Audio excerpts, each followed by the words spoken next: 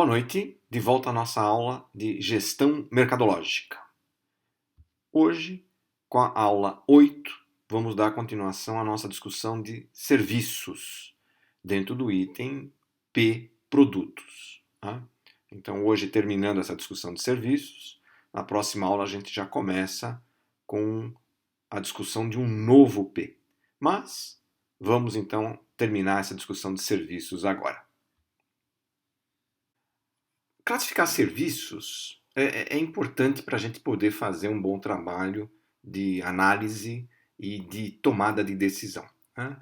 Existem vários modelos para se classificar serviços. A gente não vai discutir todos eles aqui, mas vamos dar uma olhada em dois deles. Né? Um a gente já viu na aula passada, vamos reforçar aqui as informações e vamos ver um outro também interessante com relação à tangibilidade ou intangibilidade dos processos do serviço.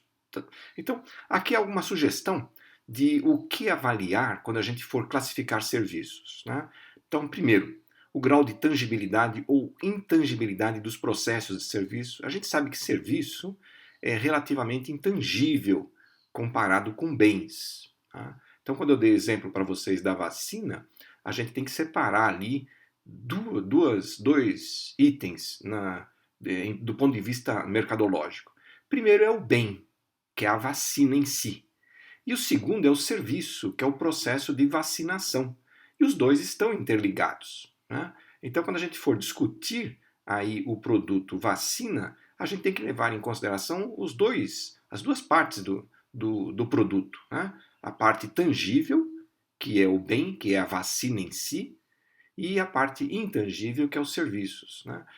Então, nessa classificação de serviços que a gente vai ver hoje, a gente vai discutir isso, o grau de tangibilidade ou intangibilidade ligado ao processo de serviço que a gente vai analisar. Segundo, para quem esse serviço é feito? Tá? É feito para pessoas, é feito para uma pessoa, é feito para várias pessoas, é feito para uma empresa, é feito para uma instituição. Para quem é feito o serviço? Terceiro, tempo e lugar da entrega do serviço. Quanto tempo vai demorar para esse serviço ser produzido e entregue? E onde será feito? A pessoa terá que buscar esse serviço, por exemplo, num hospital? Ou hoje, como estamos discutindo a telemedicina, ela pode receber esse serviço em casa. Grau de personalização ou padronização de serviço. O serviço é feito especificamente para uma pessoa, para uma instituição, sob medida, ou ele é feita no geral e depois adaptada, por exemplo. Outro item a ser avaliado: personalização versus padronização. Natureza da relação com os clientes e medida na qual instalações, equipamentos e pessoal participam da experiência do serviço. Então, vamos ver um modelo agora ligado à tangibilidade ou intangibilidade dos processos de serviço? Vamos lá. Então, nós temos 4 grupos e vamos separar em ações tangíveis e ações intangíveis. Então, e dentro de ações tangíveis, nós vamos separar em dois grupos. Então, o primeiro grupo é de serviços dirigidos aos corpos das pessoas, ou seja, processamento com pessoas. Então, que tipo de serviço nós temos nesse grupo? Transporte de passageiros, assistência médica, hospedagem, salões de beleza, fisioterapia, academias de ginástica, restaurantes e bares e similares, barbearias, serviços funerários. Então, quem que vai avaliar a qualidade dos serviços? As pessoas envolvidas nesse serviço, que estão recebendo o serviço. Então, quando a gente for discutir a qualidade desses serviços, nós temos que perguntar às pessoas que recebem os serviços. Elas é que vão dizer se o serviço foi bem feito, se não foi bem feito, ou seja, a qualidade, se tem valor, se não tem valor, e daí por diante. O segundo grupo, ainda dentro de ações tangíveis, a gente vai ter os serviços dirigidos a posses físicas. Então, processamento com bens. Então, O serviço é prestado não às pessoas diretamente, mas a um bem dessas pessoas.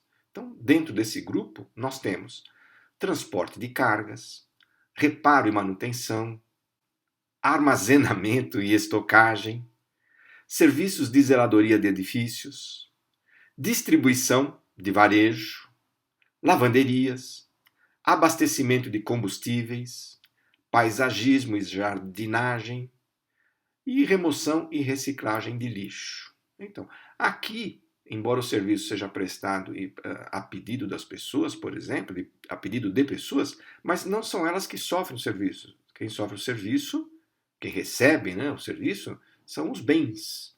E os bens não vão dizer se foram bem tratados ou não.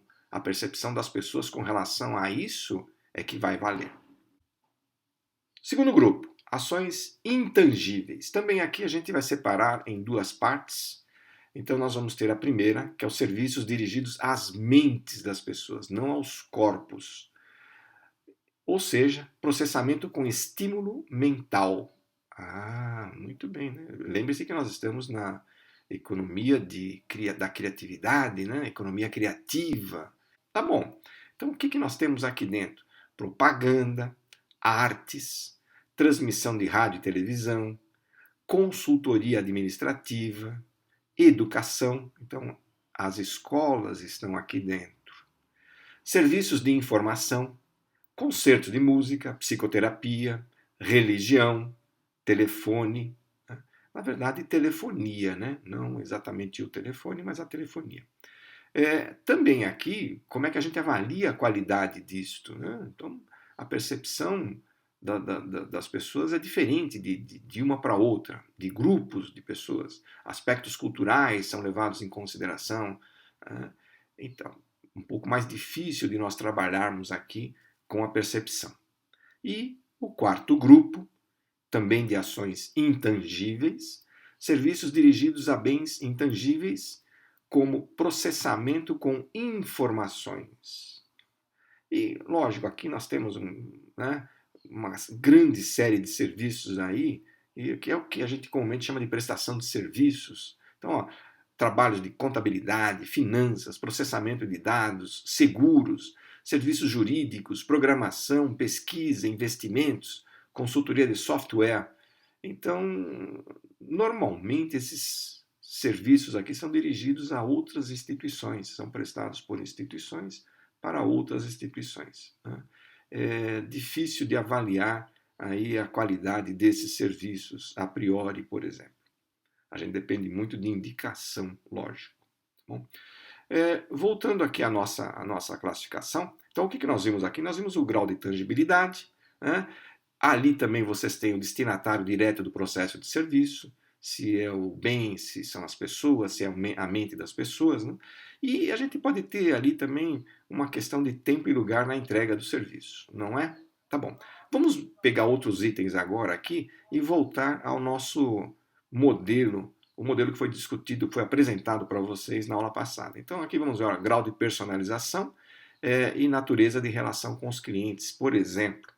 Então, lembram-se desse modelo? O que nós temos aqui? É um outro modelo. Então, na hora de avaliar serviços, vocês precisam buscar vários modelos para entender o processo e onde o processo está sendo avaliado, está sendo entendido como qualidade pelos clientes. Aqui nós temos uma classificação diferente da anterior. Então, o que nós temos aqui? Grau de interação e personalização. Com relação à massificação ou não dos serviços prestados. Ou ele é mais massificado, e aí nós vamos ter interação baixa, ou ele é personalizado, e aí nós vamos ter interação alta. Interação é a relação, né, do prestador de serviços com quem está contratando o serviço. E aqui na vertical, nós temos o grau de intensidade de mão de obra. Então, quando nós temos a mão de obra baixa, intensidade baixa, significa que nós temos pouca mão de obra envolvida no processo do serviço. E intensidade alta, nós temos muita mão de obra envolvida. Tá? E aí nós temos 4 grupos, então, o que nós vamos chamar de indústria de serviços, ou seja, a prestação de serviços como um todo, no geral, e que tem grau de interação baixa e grau de intensidade de mão de obra baixa. Na outra ponta, as lojas de serviço, então a personalização desse serviço. Na linha de baixo, nós vamos ter o grau de intensidade alta e vamos chamar de serviços de massa e serviços profissionais. São 4 grupos distintos de serviços, onde o marqueteiro, a marqueteira, deve ver suas características e, a partir daí, tomar decisões. Como também no outro bloco que nós vimos, né?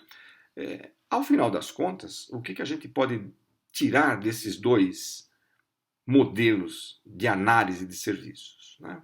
Que a gente pode ter, por exemplo, 3 tipos de contato para a prestação de serviços, né? Então, um contato alto, que envolve interação significativa entre os clientes, os prestadores de serviços e, eventualmente, equipamentos e instalações envolvidas no processo. Serviço de médio contato, uma quantidade limitada de contato entre clientes e os elementos de operação de serviço, como equipamentos e instalações, médios. Tá? E na outra ponta, os serviços de baixo contato, contato mínimo ou nenhum contato direto entre clientes e a operação de serviço. Então, também aí para a gente discutir a questão de custos e a questão de percepção da qualidade. E por último, a gente pode também, dentro, né, dos serviços aí, separar em 3 itens para avaliação. Atributos de procura, que são as características que os consumidores podem avaliar imediatamente antes da compra. Ele toma a decisão a partir disto, né? Então, por exemplo, design, aparência, cor. Atributos de experiência, ele somente vai avaliar durante a entrega de serviço se está sendo bem atendido ou não, se a compra está sendo prazerosa ou não, e atributos de confiança, né, que podem conseguir avaliar mesmo depois da compra e do consumo do produto. Com isso a gente viu rapidamente aí como avaliar, como analisar o item P de produtos. E a partir da próxima aula nós vamos discutir já um outro P para a gente completar o nosso estudo de marketing. Olá, 2 recados então para dar para vocês, para a gente terminar a nossa aula. Primeiro, é a 7ª questão, que está aqui para vocês responderem e completando, né, ainda acrescentando essa questão ao trabalho, as outras 6 questões que vocês já têm, mais uma desta aula para vocês responderem. E o segundo aviso, que é quarta-feira que vem, dia de nossa aula, teremos a P1, a prova 1. Então, entrem no Moodle na próxima quarta-feira para ver as indicações sobre a prova, como será a prova. Ok? Então, bom fim de semana, boas aulas, bons estudos e até quarta-feira com a nossa P1.